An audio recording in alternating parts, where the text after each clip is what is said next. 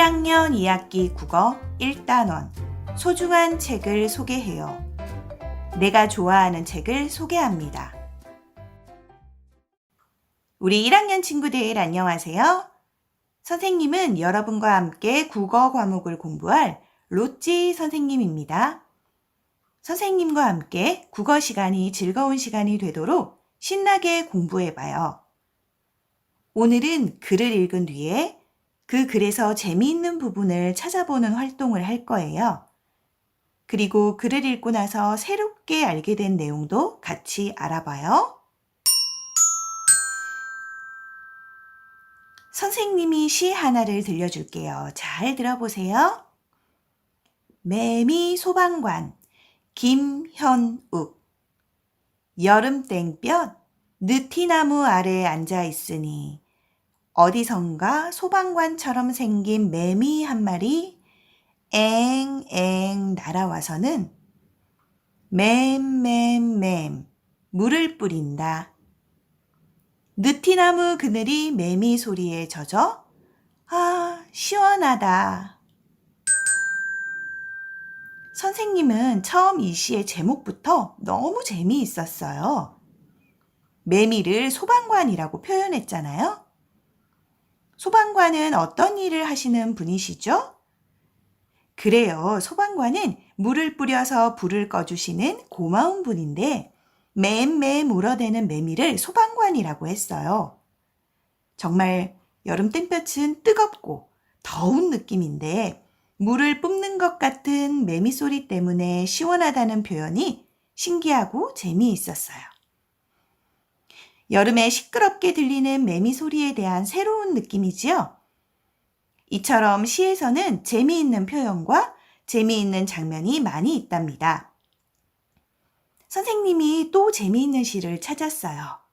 이번에는 시 제목이 무엇일지 여러분이 맞춰보세요. 선생님이 힌트를 줄게요. 여러분 몸에 있어요.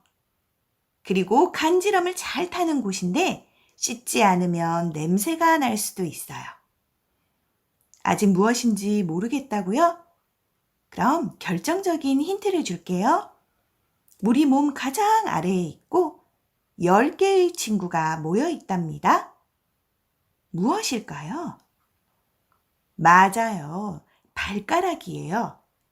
발가락이라는 제목의 시가 있는데 선생님이 읽어줄게요. 발가락, 글 이상규. 심심할 때면 저희끼리 꼼질꼼질. 서로서로 예쁘다, 예쁘다, 꼼질꼼질. 어때요? 정말 재미있는 시지요? 여러분은 언제 발가락을 자세히 보나요? 발을 씻을 때 발가락을 보겠네요. 그러면 언제 발가락을 움직이나요? 시에 나오는 것처럼 심심할 때인가요? 아니면 가려울 때인가요? 여러분, 지금 바로 양말을 벗고 발가락을 움직여 보세요. 그리고 발가락이 움직이는 모습을 자세히 관찰해 보세요. 발가락을 움직이니 어떤 느낌이 드나요? 선생님도 여러분과 같이 양말을 벗고 발가락을 움직여 보고 있어요. 선생님 마음대로 발가락을 움직이고 있지만 마치 발가락들이 살아서 각자 움직이는 느낌이어서 자꾸 웃음이 나요. 여러분은 어때요? 방금 읽어준 발가락이라는 시에서 발가락이 어떻게 움직인다고 표현했나요? 그래요. 꼼질꼼질이라고 했죠. 주변에서 꼼질꼼질 움직이는 것은 또 무엇이 있을까요? 한번 생각해 보세요. 지렁이가 움직일 때 꼼질꼼질 기어가죠? 또 살아있는 낙지가 움직일 때에도 꼼질꼼질 움직인다고 할 수 있지요. 꼼질꼼질이라는 표현은 언제 하는 것일까요? 꼼질꼼질은 천천히 조금씩 움직이는 것을 표현할 때 쓰는 말입니다. 선생님이 꼼질꼼질이라는 말을 책에서 찾아보았더니 곤충의 움직임을 표현한다고 되어 있었어요. 예를 들면 쥐며느리 한 마리가 방바닥을 꼼질꼼질 기어가고 있었다 라고 할 수 있겠죠?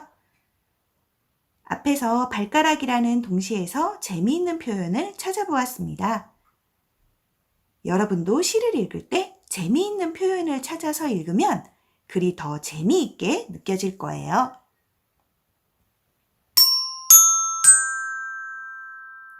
여러분은 곤충이 알을 어디에 낳는지 알고 있나요? 우리 친구들 중에서 곤충 박사 친구들은 잘 알 수도 있을 거예요. 혹시 곤충에 대해 잘 모르는 친구들은 선생님이 말하는 곤충이 알을 낳는 장소가 어디일까 한번 상상해 보세요. 메뚜기는 알을 어디에 낳을까요? 풀숲에 낳을까요? 아니에요. 메뚜기는 땅에 구멍을 뚫고 알을 낳는다고 합니다. 그러면 매미는 알을 어디에 낳을까요? 땅 속에 낳을까요? 아니에요. 매미는 나무 껍질 속에 알을 낳는다고 해요. 여러분은 이렇게 새롭게 알게 되는 내용이 매일매일 차곡차곡 쌓이는 초등학생이에요. 오늘은 어떤 새로운 내용을 만날까 궁금하죠? 바로 돌잡이에 대해 알아보도록 하겠습니다. 지금 여러분 앞에 여러 가지 다양한 물건이 있다고 상상해 보세요. 쌀, 책, 실, 연필, 마우스, 청진기 등이 있어요. 여러분이 한 가지를 고를 수 있다면 우리 친구들은 어떤 물건을 가지고 싶어요? 방금 선생님이 말한 물건은 돌잔치에서 돌상 위에 놓는 물건들이에요. 여러분은 돌잔치가 어떤 잔치인지 알고 있나요? 돌잔치는 태어난 지 1년 되는 날을 기념하는 잔치입니다. 선생님이 돌잔치라는 글을 읽어줄게요. 잘 들어보세요. 돌잔치. 우리 조상들은 아기의 첫 번째 생일에 돌잔치를 했습니다. 돌잔치에서는 맛있는 음식을 차려 나누어 먹고 돌잡이도 했습니다. 돌잡이는 아기가 여러 가지 물건 가운데에서 한두 개를 잡는 것입니다. 돌잡이상 위에는 쌀, 떡, 책, 붓, 돈, 활, 실을 올려놓았습니다. 실을 잡는 아이는 오래 살 것이라고 생각했습니다. 책을 잡는 아이는 공부를 잘하게 될 것이라고 여겼습니다. 또 쌀을 잡는 아이는 부자가 될 것이라고 했습니다. 우리 조상들은 돌잔치를 하면서 아기가 건강하고 행복하게 자라기를 바랐습니다. 이야기 잘 들었나요? 그럼 선생님과 내용을 몇 가지 확인해 볼까요? 돌잔치는 아기의 첫 번째 생일을 축하하는 잔치입니다. 아기가 태어나서 건강하게 1년을 잘 보냈다는 의미로 친척이나 주변 사람들과 음식을 나누어 먹고 돌잡이를 합니다. 돌잡이는 아기가 커서 어떻게 될지 재미로 해보는 건데요. 각 물건마다 의미가 있어요. 예를 들어서 돌잡이 물건 중 실은 오래 사는 것, 장수를 의미하고 책은 공부를 잘하게 될 것이라는 의미였어요. 요즘 돌잡이 물건은 몇 가지가 더 추가되었어요. 장난감 마이크를 잡으면 커서 연예인이 된다고 하기도 하고, 청진기를 잡으면 의사, 마우스를 잡으면 컴퓨터와 관련된 회사에서 일하는 사람이 될 것이라는 의미로 재미삼아 돌잡이를 하는 거랍니다. 돌잡이의 의미를 잘 이해했나요? 그럼 선생님이 들려준 돌잡이 글에 대해 여러분이 새롭게 알게 된 내용이 분명히 있을 거예요. 새롭게 알게 된 그 내용을 떠올려서 말해보세요. 그리고 수업을 처음 시작했을 때에는 잘 몰랐던 돌잡이 관련 내용 중에서 새롭게 알게 된 내용을 부모님이나 다른 형제, 자매에게 설명하면 재미있을 거예요.